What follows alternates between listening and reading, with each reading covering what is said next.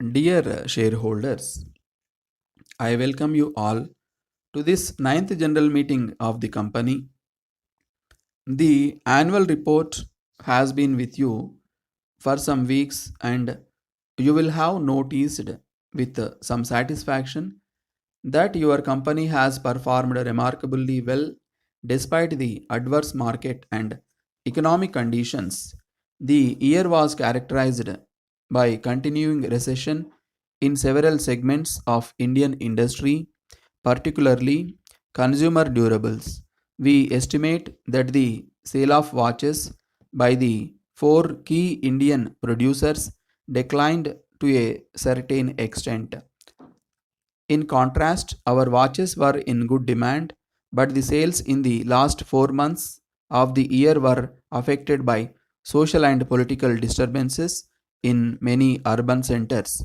The country needs to ponder the economic consequences of political conflict, which has hampered the country's economic revival and diminished its ability to move ahead of other developing countries. The consumer sentiment, which is an important factor in the sale of consumer durables, remained low throughout the year because of political uncertainties. The erosion of assets on the stock exchanges restricted money supply. The high rates of interest also were responsible for lower sales. Competition was fierce throughout the year. Profit was also affected by inflation. High interest payments, sharply higher wages, and increased excise duties. Inflation is not a serious worry for the current year, barring the price of gold. Following a wage settlement with the representatives of employees, it is expected that the per capita wage costs are expected to rise only marginally in the current year. The company's rights issue will ease the pressure of interest rates. If the excise duty increase had not taken place, the profit for the year would have doubled. Because of highly competitive conditions, the company had to adopt a cautious approach to price increases. We now believe that we were more cautious than warranted and have, therefore, taken remedial action in the first quarter of this year, which should certainly reflect in the profit performance of the next year. Shareholders will be happy to know that your company has performed very well in the first quarter of the current year. We are looking forward with renewed confidence to a bright and rewarding year. Greater focus is being placed on customer service. There are now over 9 million watches of our company in use.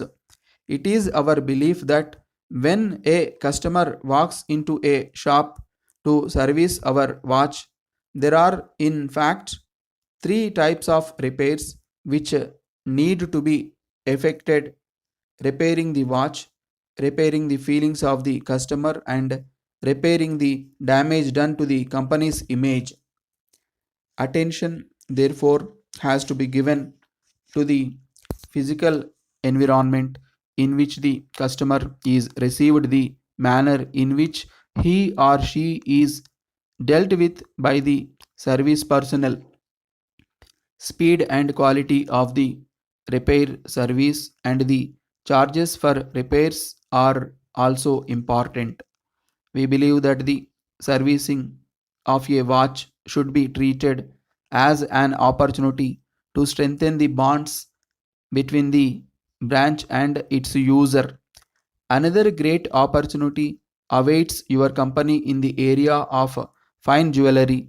The world's biggest buyers are turning to Asian suppliers in search of lower prices and higher volumes.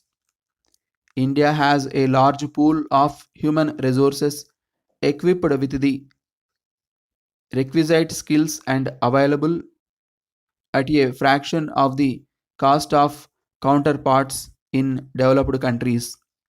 It is this opportunity that we want to seize, bringing to the task the many skills which we have acquired in the business of making and selling watches. Next year is expected to be crucially important for companies' development.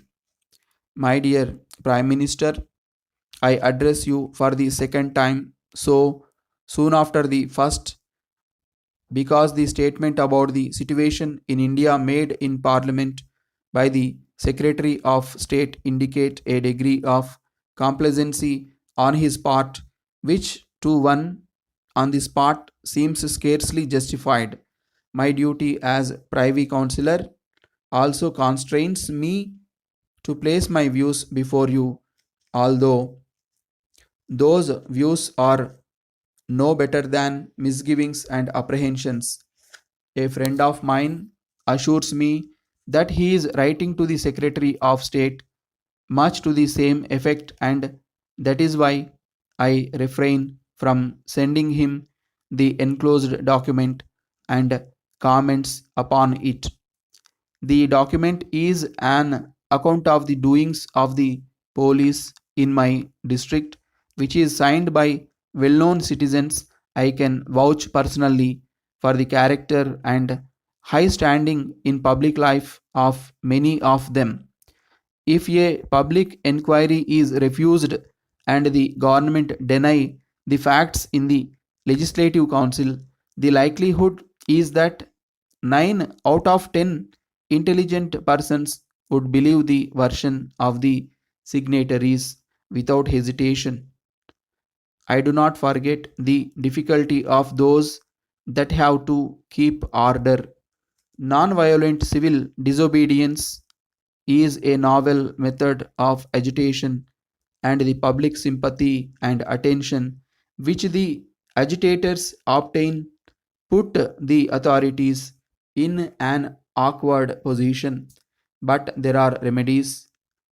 This one that the government have chosen is open to the gravest objections.